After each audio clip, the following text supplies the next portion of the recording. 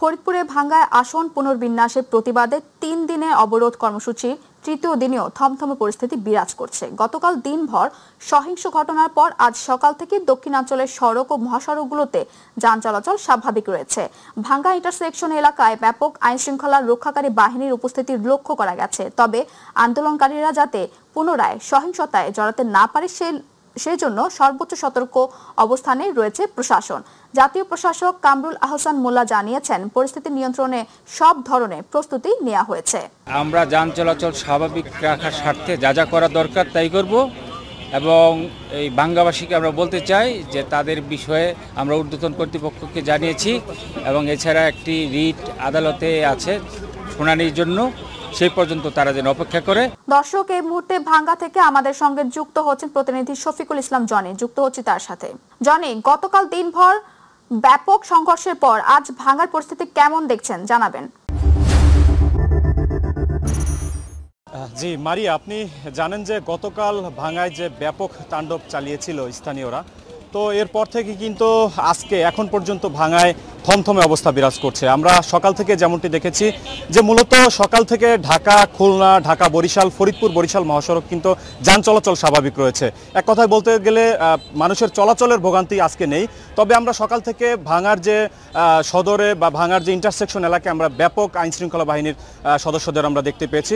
আপনারা যদি দেখেন যে সকাল থেকে কিন্তু আইনশৃঙ্খলা বাহিনীর সদস্যরা কিন্তু ব্যাপক প্রস্তুতি গ্রহণ করেছেন। আমি এখানকার জেলা প্রশাসকের সাথে কথা বলেছি, তিনি আমাকে যেমনটি বলেছেন যে আইনশৃঙ্খলা পরিস্থিতি স্বাভাবিক রাখার জন্য তারা তাদের সর্বোচ্চ যে ব্যবস্থা নেওয়ার তারা কিন্তু সেটি নেবেন। এছাড়া আমি পুলিশ সুপারের সাথে কথা বলেছি, তারা আমাকে যেমনটি বলেছেন যে আইনশৃঙ্খলা বাহিনীর সদস্যরা বিশেষ করে র্যাব, পুলিশ, বিজিবি, সেনাবাহিনী সবাই কিন্তু বিভিন্ন স্থানে আন্দোলনের যে বিভিন্ন যে ঝুঁকিপূর্ণ যে স্থানগুলো রয়েছে সেখানে কিন্তু তারা টহল দিচ্ছেন।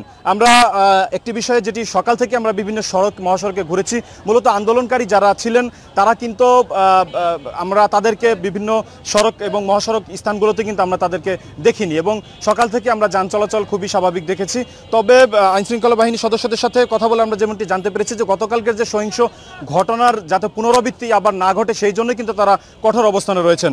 তবে এ বিষয়ে মামলা হবে কিনা এবং এ বিষয়ে আইনগত ব্যবস্থা কি নেওয়া হবে এ বিষয়ে কিন্তু আমি গতকাল পুলিশ সুপারের সাথে কথা বলেছি। তিনি যেমনটি বলেছেন যে অবশ্যই মামলা হবে এবং এর জন্য যে যারা অপরাধী যারা তাদেরকে গ্রেপ্তার করা হবে এটিও কিন্তু আমাদেরকে তারা জানিয়েছেন। তবে বলা যায় যে এখন পর্যন্ত ভাঙ্গার আইনশৃঙ্খলা পরিস্থিতি স্বাভাবিক রয়েছে। মারিয়া, ধন্যবাদ জনি আপনাকে। দর্শক, ভাঙ্গা থেকে সর্বশেষ খবর জানাচ্ছিলেন শফিকুল ইসলাম জনি। যাচ্ছি পরবর্তী সংবাদে। সংসদীয় আসন পুনর্বহালের দাবিতে পূর্ব ঘোষিত আরও 2 দিনের হরতাল প্রত্যাহার করেছে বাগেরহাট সর্বদলীয় সম্মিলিত কমিটি। সকাল 9টা থেকে জেলার নির্বাচন অফিস ও প্রতিটি উপজেলা নির্বাচন অফিসে অবস্থান কর্মসূচি পালন করেছে সংগঠনটি।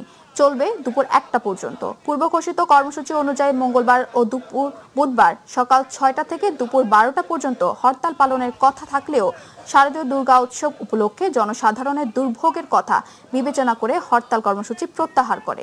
এর পরবর্তীতে উভয় দিন সকাল 9টা থেকে দুপুর 1টা পর্যন্ত জেলা নির্বাচন অফিস ও উপজেলা নির্বাচন অফিসের সামনে অবস্থান কর্মসূচি পালনের ঘোষণা দেয় সর্বদলীয় সম্মিলিত কমিটি। দাবি 4টি আসন ফেরত আইনের মাধ্যমে আমরা ফেরত না পাইলে অবশ্যই আমরা আরো কঠিন কর্মসূচিতে যাবো। আমরা আন্দোলন করে ইনশাআল্লাহ আমাদের এই দাবি আদায় করে ছাড়ব। জাতীয় ঐক্যমত কমিশনের মেয়াদ আরো 1 মাস বাড়ানো হয়েছে। সোমবার মন্ত্রিপরিষদ বিভাগ থেকে রাষ্ট্রপতির আদেশক্রমে মন্ত্রিপরিষদ সচিব শেখ আব্দুর রশিদ স্বাক্ষরিত এই সংক্রান্ত প্রজ্ঞাপন জারি করা হয়েছে।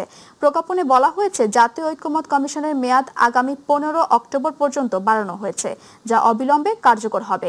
এর আগে প্রধান উপদেষ্টা মোহাম্মদ ইউনূসের নেতৃত্বে গত 12 ফেব্রুয়ারি 7 সদস্যের জাতীয় ঐক্যমত কমিশন গঠন করা হয়। এই কমিশনকে প্রতিবেদন দাখিলের জন্য 6 মাস সময় দেওয়া হয়েছিল। সেই হিসেবে গত 15 আগস্ট এই কমিশনের মেয়াদ শেষ হওয়ার কথা ছিল। কমিশনের কাজ শেষ না হওয়ার প্রথম দফায় 15 সেপ্টেম্বর পর্যন্ত মেয়াদ বাড়ার সরকার। এখন দ্বিতীয় ধাপে কমিশনের মেয়াদ 15 অক্টোবর পর্যন্ত বাড়ানো হলো। জুলাই আগস্টে সংঘটিত মানবতা বিরোধী অপরাধের মামলায় সাবেক প্রধানমন্ত্রী শেখ হাসিনা ও সাবেক স্বরাষ্ট্রমন্ত্রী আসাদুজ্জামান খান কামাল সহ 3 জনের বিরুদ্ধে সাংবাদিক মাহমুদুর রহমানের অবশিষ্ট সাক্ষ্য গ্রহণ হবে আজ। আন্তর্জাতিক অপরাধ ট্রাইব্যুনাল 1-এর চেয়ারম্যান বিচারপতি মোহাম্মদ গোলাম মুর্তজা মজুমদারের নেতৃত্বাধীন বিচারক প্যানেলে এই সাক্ষ্য গ্রহণ করা হয়েছে। এর আগে সোমবার বেলা 11:20 থেকে বিকেল পর্যন্ত সাক্ষ্য গ্রহণ চলবে। তবে শেষ না হওয়ায় অবশিষ্ট সাক্ষ্য ও জেরার জন্য আজকের দিন ধার্য করেন ট্রাইব্যুনাল। এরপর এই মামলায় সাক্ষ্য দেবেন জাতীয় নাগরিক পার্টির আহ্বায়ক নাহিদ ইসলাম। এই মামলায় এখন পর্যন্ত মোট 46 জনের সাক্ষ্য গ্রহণ রেকর্ড করেছেন ট্রাইব্যুনাল। দর্শক, এই মুহূর্তে ট্রাইব্যুনালে আছেন সহকর্মী SM আরিফ, যুক্ত হচ্ছে তার সাথে। আরিফ, সাংবাদিক মাহমুদুর রহমানের অবশিষ্ট সাক্ষ্য গ্রহণ সহ ট্রাইব্যুনালের আজকের কার্যক্রমের কি খবর আছে আপনার কাছে জানাবেন। মারিয়া, আপনি যেটি বলছেন অবশিষ্ট সাক্ষ্য গ্রহণ আজকে শুরু হবে, তবে এখন পর্যন্ত সেটি শুরু হয়নি। আমরা গতকাল দেখেছিলাম 11:20 বেলা 11:20 সাক্ষ্য গ্রহণ শুরু হয়েছিল। আজকে হয়তো ঠিক 11টার পরই এই অবশিষ্ট যে সাক্ষ্য গ্রহণ মাহমুদুর রহমানের তার সাক্ষ্য গ্রহণ শুরু হবে। এখন পর্যন্ত মাহমুদুর রহমান এই আদালত প্রান্তে এসে পৌঁছান নাই। তিনি আসার পর কোর্ট যখন শুরু হবে তখন অবশিষ্ট যে সাক্ষ্য গ্রহণ তার হবে। গতকালকে কিন্তু তিনি 4 ঘন্টা সাক্ষ্য দিয়েছেন বা জবানবন্দি দিয়েছেন। তিনি তার জবানবন্দিতে মূলত যে শেখ হাসিনা আমলের তার যে শেখ হাসিনার যে শাসন আমল, পুরো শাসন আমলের যে পটভূমি সেটি তুলে ধরার চেষ্টা করেছেন এবং তিনি শুরুতেই যেটি বলেছেন যে এই যে শেখ হাসিনা ফ্যাসিস্ট হওয়ার পিছনে সবচেয়ে বড় যে বিষয়টা কাজ করেছে সেটি হলো 2008 বা 9-এর যে নির্বাচন, সেই নির্বাচনটাকে আসলে তিনি প্রশ্নবিদ্ধ বলছেন এবং তিনি বলছেন যে এই নির্বাচনটা হয়েছে বিদেশি একটি শক্তি এবং যে দেশের মধ্যে যে সেনাপ্রধান ছিলেন তৎকালীন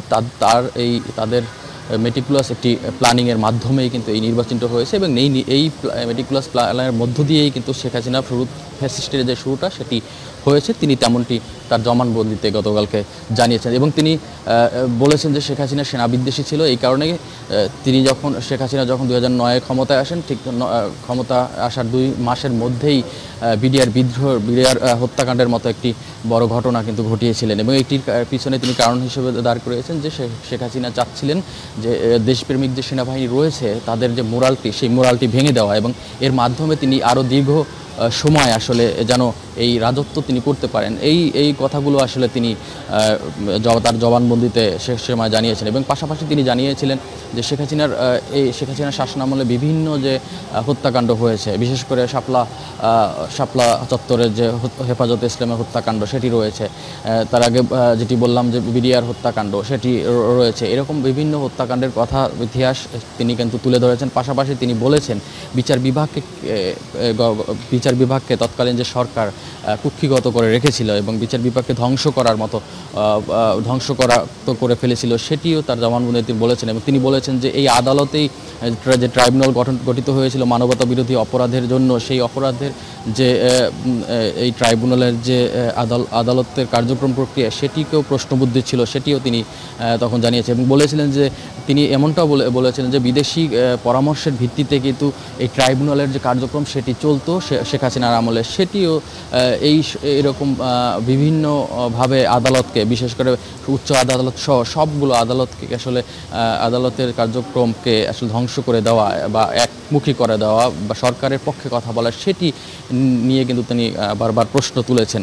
পাশাপাশি তিনি এটিও বলেছেন যে তিনি তো একজন গণমাধ্যম কর্মী, গণমাধ্যমের বিষয়েও তিনি বলেছেন তার গণমাধ্যম বিভিন্ন সময়ে এইসব কথা বলার জন্য বন্ধ করে দেওয়া হয়েছিল এবং তাকে বিভিন্ন সময়ে এই আইনের আওতায় আনা হয়েছিল, বিশেষ করে মামলা দিয়ে, বিভিন্ন মিথ্যা মামলা দিয়ে বা বিভিন্ন ডিজিটাল মামলার ফাঁদে ফেলে তাকে কিন্তু এই মামলা বা হামলার মধ্যে ফেলা হয়েছিল। এরকমভাবে বিভিন্নভাবেই কিন্তু তিনি বলেছেন যে গত যে সরকার শেখ হাসিনা ছিলেন, তিনি তৎকালীন সরকার যেভাবে ফ্যাসিস্ট হয়ে উঠেছিলেন তার পটভূমি তিনি আসলে তখন বলেছেন। আজকেও আসলে তার সাক্ষ্য গ্রহণ রয়েছে, বাকি সাক্ষ্য গ্রহণ তিনি তার যে জবানবন্দিতে, সেই জবানবন্দিতে কিন্তু প্রথম যখন জবানবন্দি দেন সেখানে 7.5 পৃষ্ঠার জবানবন্দি কিন্তু তিনি তদন্ত কর্মকর্তার কাছে দিয়েছিলেন। তো দীর্ঘ একটি তার জবানবন্দি, সেটি সময়ের সাপেক্ষ ব্যাপার। গতকাল 4 ঘন্টা তিনি সাক্ষ্য দিয়েছেন। আজকে হয়তো আরও কিছুক্ষণ সময় লাগবে তার সাক্ষ্য গ্রহণের।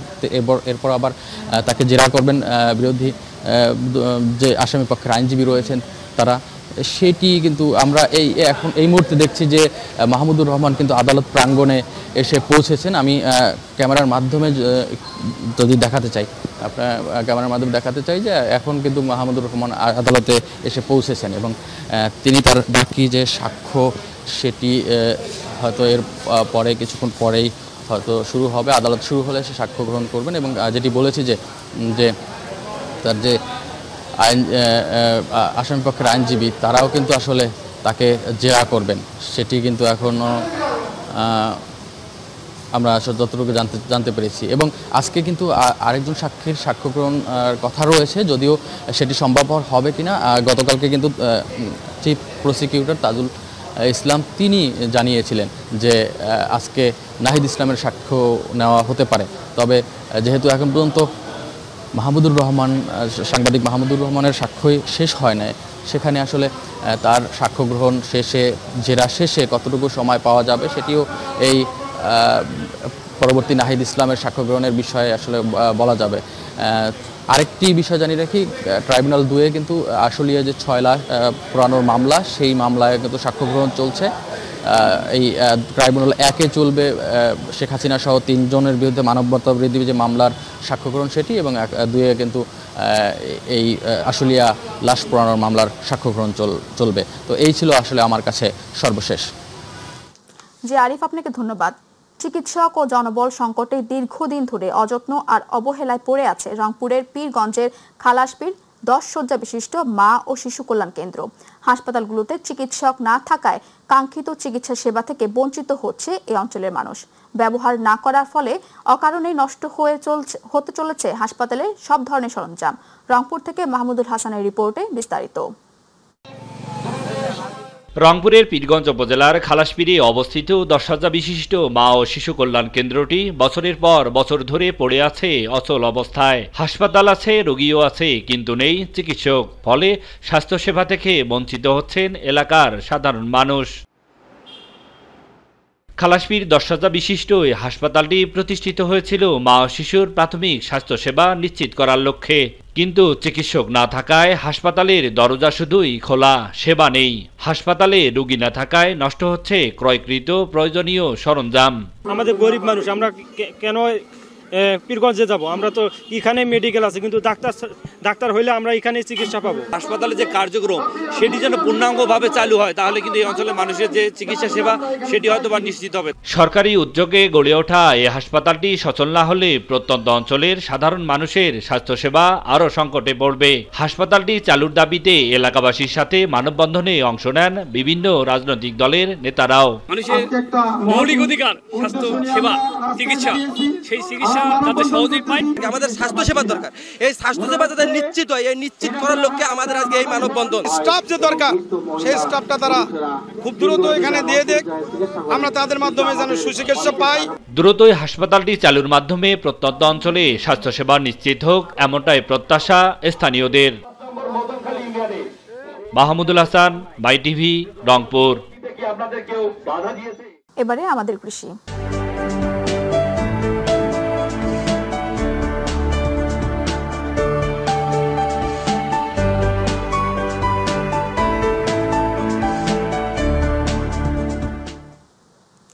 শখের বশে শুরু করেছিলেন পেঁপে চাষ, কিন্তু সেই শখই আজ সফলতার গল্প লিখছে গাজীপুরের কালিয়াকৈরে। স্থানীয় এক তরুণের এই চেষ্টায় বদলে দিয়েছে তার নিজের জীবন, সাথে যোগাচ্ছে এলাকার মানুষদের জীবিকার সুযোগ। প্রতিনিধি AKM শিশির রিপোর্টে। গাজীপুরের কালিয়াকৈরের তরুণ আরিফ কয়েক বছর আগে সামান্য কিছু জমিতে শখের বশে শুরু করেছিলেন পেঁপের চাষ। নিয়মিত যত্ন আর পরিশ্রমে সেই জমি আজ ভরে গেছে সবুজে ঢাকা পেঁপে বাগানে। প্রচুর ফলন আসায় শুধু নিজের আয় বাড়েনি, কর্মসংস্থান তৈরি হয়েছে আরো অনেকের। বর্তমানে তার বাগানে কাজ করছেন এলাকার বেশ কয়েকজন নারী ও পুরুষ। যে পেঁপে আল্লাহ তাআলা দিয়েছে তাতে আমাদের এই পেঁপে বাগানে মোটামুটি 1000 গাছে 1 থেকে 1.5 লক্ষ টাকা খরচ হয়েছে। আমাদের চিন্তা ভাবনা এখানে প্রায় 7 থেকে 8 লক্ষ টাকা বিক্রি হবে। আরিফের সফলতা দেখে উদ্বুদ্ধ হচ্ছেন স্থানীয় তরুণরাও। বেকারত্ব ঘোচাতে অনেকেই নতুন করে ভাবছেন কৃষিকাজের কথা। আরিফ ভাই যে পেঁপে বাগান করছে তার খরচের পরে যে কি পরিমাণ লাভ হবে ওইটা দেখে আমার এলাকার অনেকেই আর কি এই পেঁপে চাষে উদ্বুদ্ধ হচ্ছে। আমরা আসলে আরিফ ভাইয়ের প্রতি কৃতজ্ঞ বোধ করছি, কারণ হইল গিয়ে ওনার দেখা দেখি আরও এলাকার অনেক লোকে কৃষি দিকে ঝুঁকছে এবং পেঁপে চাষ করে স্বাবলম্বী হয়ে উঠছে। আমি এই পেঁপে বাগানে কাজ করে যা টাকা পাই আমার বাড়ির সংসার চালায়। আধুনিক পদ্ধতিতে পেঁপে চাষ করলে খুব কম খরচে ভালো লাভ পাওয়া সম্ভব। আরিফের মতো তরুণ উদ্যোক্তাদের দেখে অনেকে এই পদ্ধতিতে আগ্রহ হচ্ছেন। উদ্যোক্তা যারা আছেন তাদেরকে আমরা প্রয়োজনীয় সহযোগিতা করার জন্য আমরা প্রস্তুত রয়েছি। আমাদের কৃষি বিভাগ থেকে আমাদের যে পরিমাণ যেটা সুযোগ আছে, যেটা দেওয়ার মতো বা সার বলেন, উপকরণ বলেন, অন্য যে কোনো বিষয়ে এবং পরামর্শ দিয়ে আমরা সার্বক্ষণিক সেই রকম যে উদ্যোক্তাগুলো আছে তাদের পাশে থাকবো। শখ থেকে শুরু, আর সেই শখই পূরণ করেছে স্বপ্ন। কৃষির এই সাফল্য গ্রাম বাংলার তরুণদের দেখাচ্ছে নতুন এক পথের দিশা। AKM শিশির, মাই টিভি, কালিয়াকৈর, গাজীপুর। এবারে গ্রাম বাংলার খবর।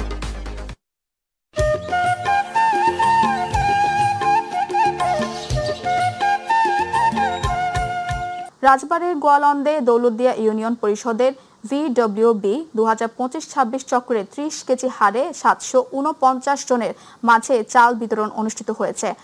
সোমবার দুপুরে ইউনিয়ন পরিষদ প্রাঙ্গণে চাউল বিতরণ শুভ উদ্বোধন করেন দৌলতদিয়া ইউনিয়ন পরিষদের প্রশাসক মোহাম্মদ নিজাম উদ্দিন। এ সময় উপস্থিত ছিলেন ইউনিয়ন পরিষদের প্রশাসনিক কর্মকর্তা মোহাম্মদ মমিনুল হাসান মিন্টু সহ অন্যান্যরা। কক্সবাজার শহরে কালীবাড়ি, সরস্বতী বাড়ি, ইন্দ্রসেন দুর্গাবাড়ি, কৃষ্ণনন্দ ধামসহ বিভিন্ন শারদীয় দুর্গাপূজার মণ্ডপ পরিদর্শন করেছেন জেলা প্রশাসক মোহাম্মদ সালাউদ্দিন। গতকাল পূজা মণ্ডপ ঘুরে প্রতিমা তৈরির সার্বিক কার্যক্রম সহ বিভিন্ন দিক ঘুরে দেখেন তিনি। এছাড়া পূজা উদযাপন কমিটির নেতৃবৃন্দদের সাথে কথা বলেন এবং সার্বিক নিরাপত্তায় বিষয়ে খোঁজ খবর নেন জেলা প্রশাসক। পরিদর্শনকালে জেলা প্রশাসন বলেন, কক্সবাজার সম্প্রতির একটি ঐতিহ্যবাহী স্থান। গত বছরের মতো এবারও যথাযথ মর্যাদায় এবং সুষ্ঠু ও উৎসব মুখর পরিবেশে শারদীয় দুর্গা উৎসব উদযাপনের ব্যাপক প্রস্তুতি নেওয়া হয়েছে। নিরাপত্তা ব্যবস্থায় নেওয়া হয়েছে নতুন উদ্বোধনী ও প্রযুক্তিগত উদ্যোগ। গোপালগঞ্জের কোটালীপাড়ায় অনুষ্ঠিত হয়েছে school banking awareness programme 2025।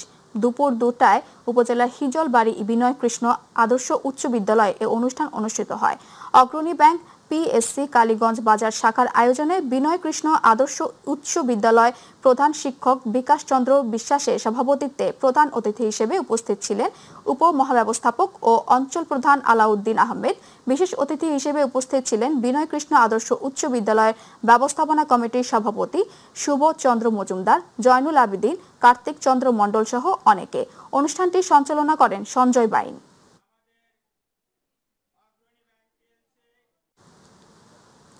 Bharat থেকে অবৈধভাবে বাংলাদেশে প্রবেশের সময় ভারতের হাকিমপুর চেকপোস্ট এলাকা থেকে ভারতের সীমান্ত রক্ষী বাহিনী কর্তৃক আটককৃত 15 বাংলাদেশিকে পতাকা বৈঠকের মাধ্যমে বিজিবির কাছে হস্তান্তর করা হয়েছে। আটক বাংলাদেশিদের মধ্যে নারী, শিশু ও বৃদ্ধ রয়েছেন। সোমবার সন্ধ্যা 6টার দিকে ভারতের BSF আমুদিয়া কোম্পানির কমান্ডার ইন্সপেক্টর বিকাশ কুমার এবং বাংলাদেশের সাতক্ষীরা তুলাগাছা বিওত্তি কমান্ডার নেতৃত্বে উভয় বাহিনীর মধ্যে পতাকা বৈঠকের মাধ্যমে আটককৃত বাংলাদেশিদের বিজিবির কাছে আনুষ্ঠানিকভাবে হস্তান্তর করা হয়।